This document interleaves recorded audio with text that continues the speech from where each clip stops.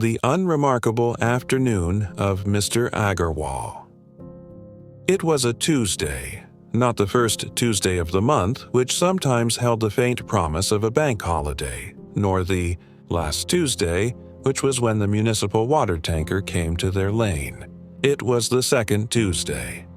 A Tuesday so squarely in the middle of the week that it had no distinguishing features whatsoever. Mr. Rajesh Agarwal sat in his armchair, the one with the faint but persistent smell of old upholstery and faintly of mustard oil. He had just finished his afternoon meal of dal, rice, and a single piece of papery papad. He looked at the clock on the wall. The clock was a relic from his father's time, with a large pale face and a slow, deliberate tick. It was 2:17 p.m. The minute hand moved.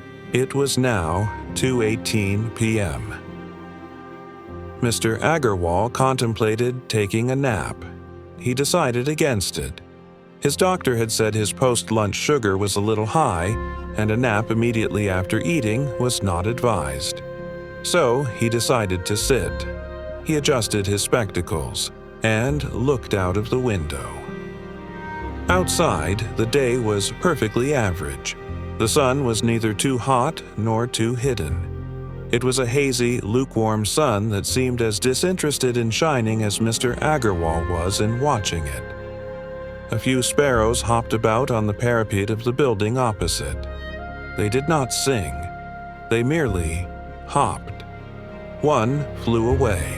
Mr. Agarwal followed its flight until it disappeared behind a neighbor's laundry line, which was hung with 3 white shirts and 1 faded blue bedsheet. He wondered if he should make tea. He looked at the clock again. 2:23 p.m. It was too early for tea. Tea was a 4 p.m. activity. To have tea now would disrupt the entire rhythm of the day. The rhythm was important. It was what separated a good day from a bad day. His gaze fell upon a potted plant on the balcony. It was a money plant, a gift from his daughter-in-law 2 Diwalis ago. It was not dead, but it was not thriving either. It had exactly 7 leaves. He had counted them yesterday. He counted them again. 1, 2, 3, 4, 5, 6, 7, the same 7 leaves. He observed a tiny 8th leaf beginning to unfurl near the base of the stem. It was pale green and about the size of his thumbnail. He watched it for what felt like a long time. It did not move. It did not grow. It simply was. A fly buzzed near his ear. It was a lazy, circular buzz. It did not seem to want to land on him, nor did it seem to want to leave. It just buzzed in a slow, elliptical orbit around the side of his head. Mr. Agarwal did not swat at it. He had long since entered a state of such profound stillness that swatting would require more energy than tolerating the buzz. He thought about getting up to fetch the newspaper. The newspaper had already been read in the morning, but he could read it again. The news would be the same. The political arguments would be the same. The cricket scores were from 2 days ago. He decided against it. The newspaper was on the small table next to his chair, but it was just slightly out of arm's reach. To get it, he would have to lean forward. Leaning forward would require effort. The clock ticked. It was 2:41 p.m. He heard the faint sound of a pressure whistle from a neighboring flat. Someone was making tea. For a moment, he felt a pang of jealousy. They were having tea early. They were breaking the rhythm. He dismissed the thought. Their rhythm was not his rhythm. Their indiscipline was their own business. He noticed a slight crack in the plaster on the ceiling. It was shaped vaguely like a fish. He had noticed it many times before. He traced its outline with his eyes from the tail near the light fixture. to the head pointing towards the window. It was a very still fish, a silent, unmoving, sealing fish. His wife was visiting their son in another city. The house was very quiet. He could hear the hum of the refrigerator from the kitchen. It was a steady, monotonous hum that he usually didn't notice. But today, in this silence, it was the most prominent sound, apart from the ticking of the clock, and the buzzing of the fly, which had now, he realized, stopped buzzing. He did not know where it had gone. He shifted his weight in the armchair. The leather creaked softly in protest. The movement made him aware of a slight itch on his left elbow. He considered scratching it. He delayed the action, pondering the nature of the itch.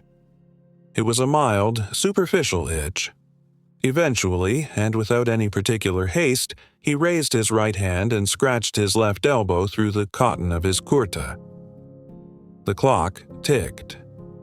It was 3:12 p.m.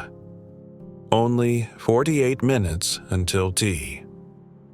He closed his eyes, not to sleep, but to simply rest them.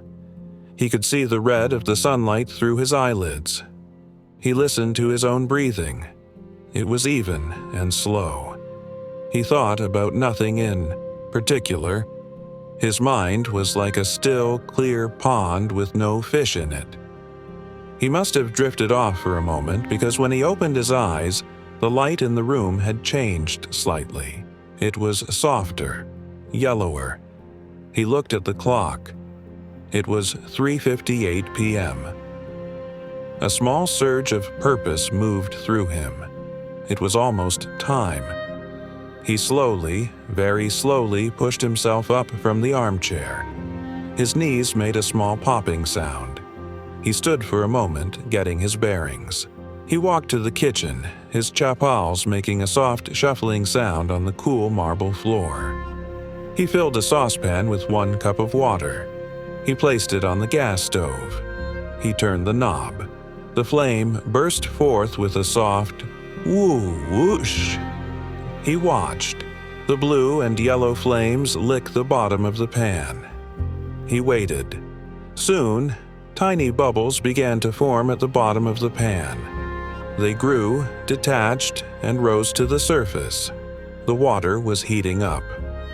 It was a process he had repeated thousands of times, and as he stood there, watching the water slowly come to a boil, waiting for the moment to add the tea leaves, Mr. Agarwal felt a deep, profound, and utterly boring sense of peace. Nothing had happened. Nothing would happen, and that was exactly how it was supposed to be. The water began to roll. It was time for tea.